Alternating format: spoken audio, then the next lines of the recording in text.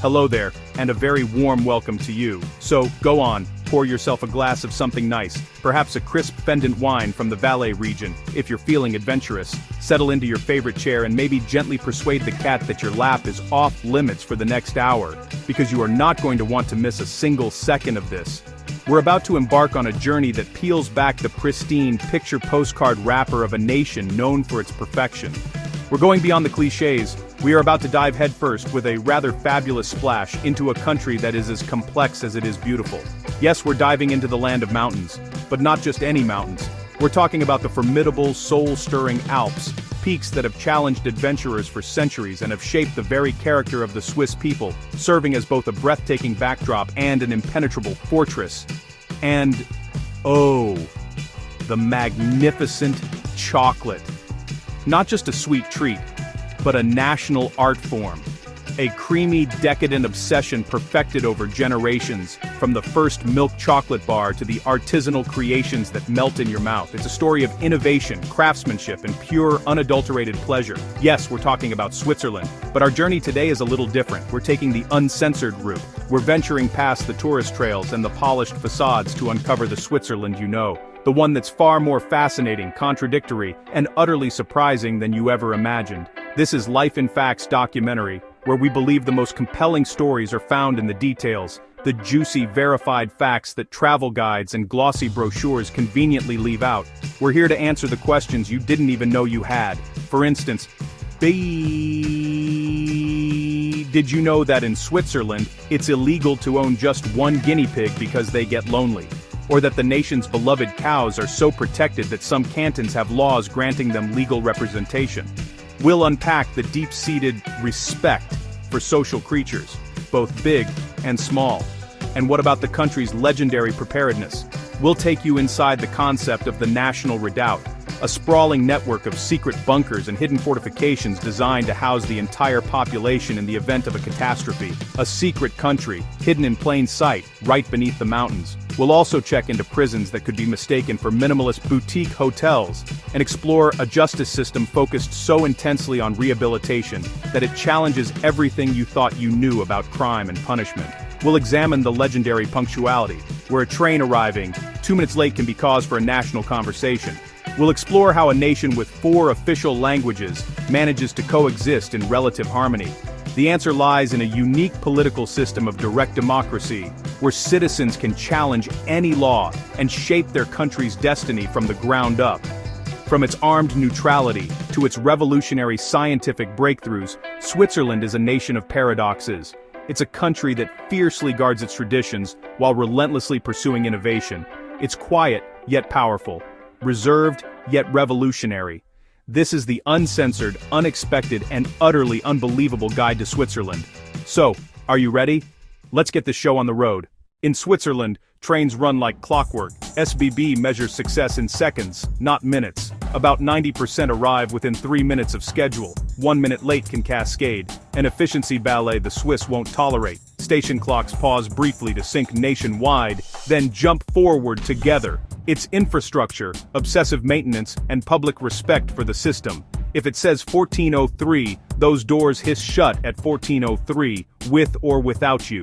Order, precision, and respecting everyone's time by design.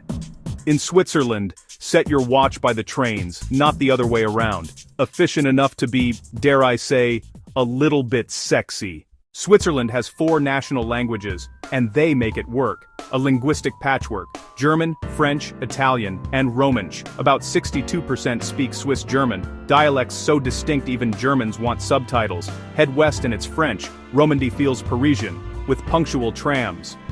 South to Ticino, Italian, lakes, espresso, la dolce vita, with Swiss efficiency. Romansh survives in mountain valleys, protected since 1938. Most learn another national language at school, plus English. Not a melting pot. A notre iceberg.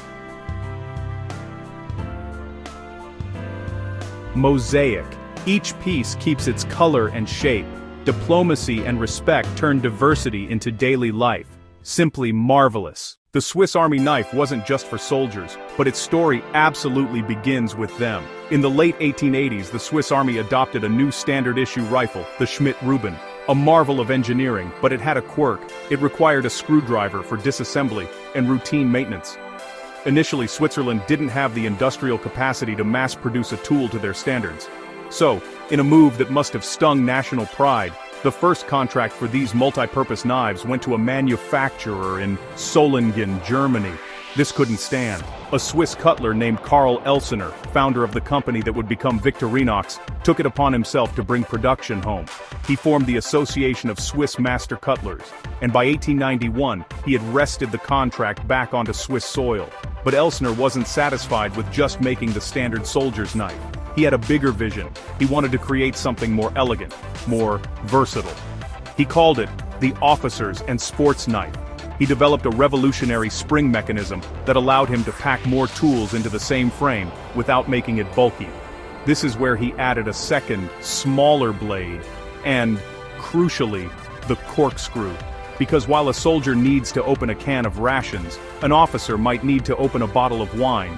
It was a masterstroke of practical design, anticipating needs you didn't even know you had. From can opener to corkscrew, from wood saw to fish scaler, these were tiny tools for big problems and for life's small pleasures. The iconic name? That came later. After World War II, American GIs, charmed by the tool but baffled by its German name, Offiziersmesser, simply started calling it the Swiss Army knife.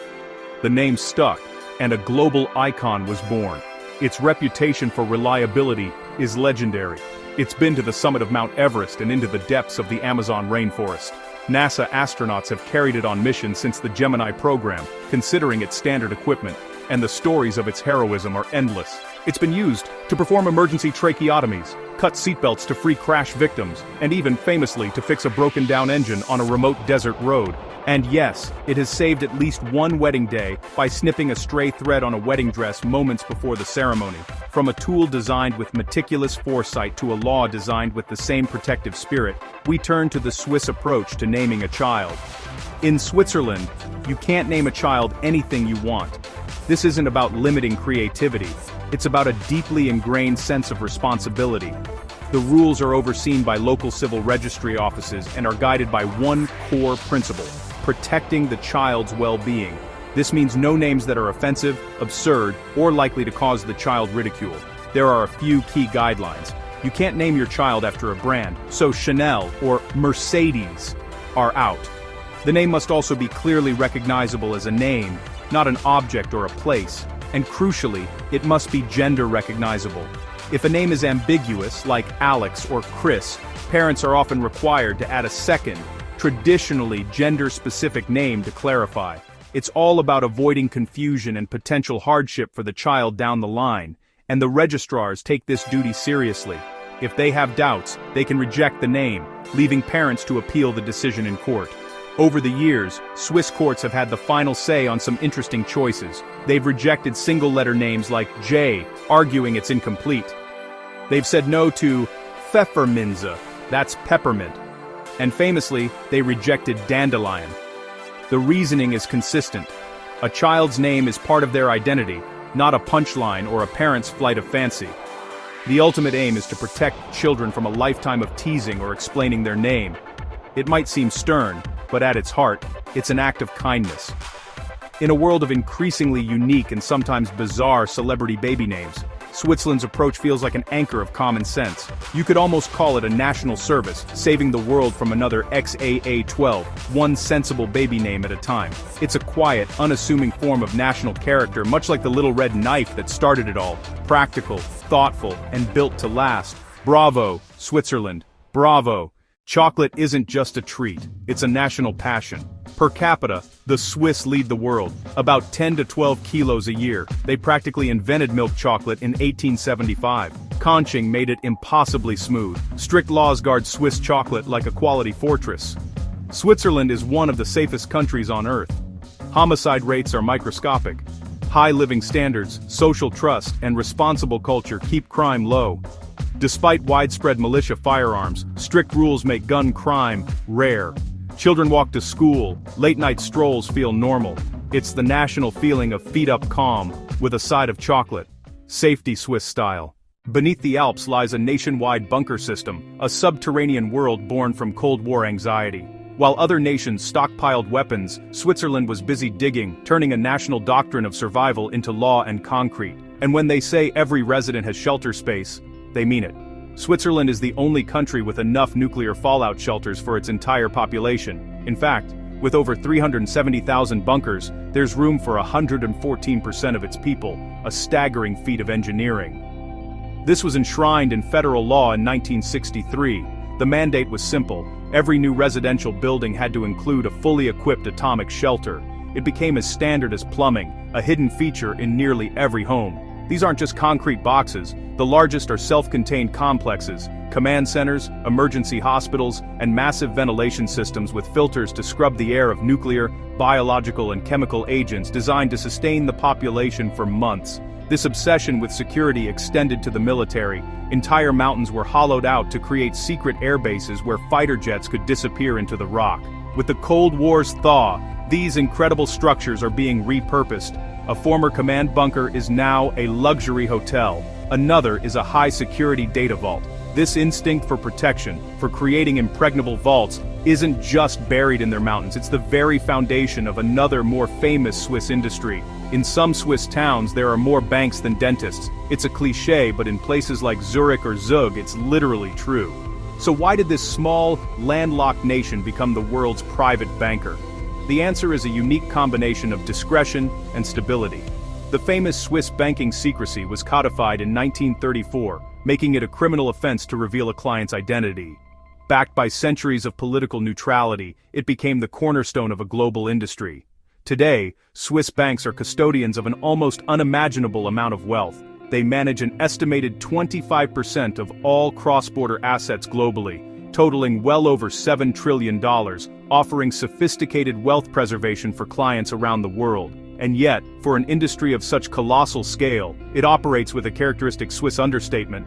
You won't find flashy advertising. The names on the buildings are muted, the architecture elegant but restrained. The message is clear: our reputation speaks for itself.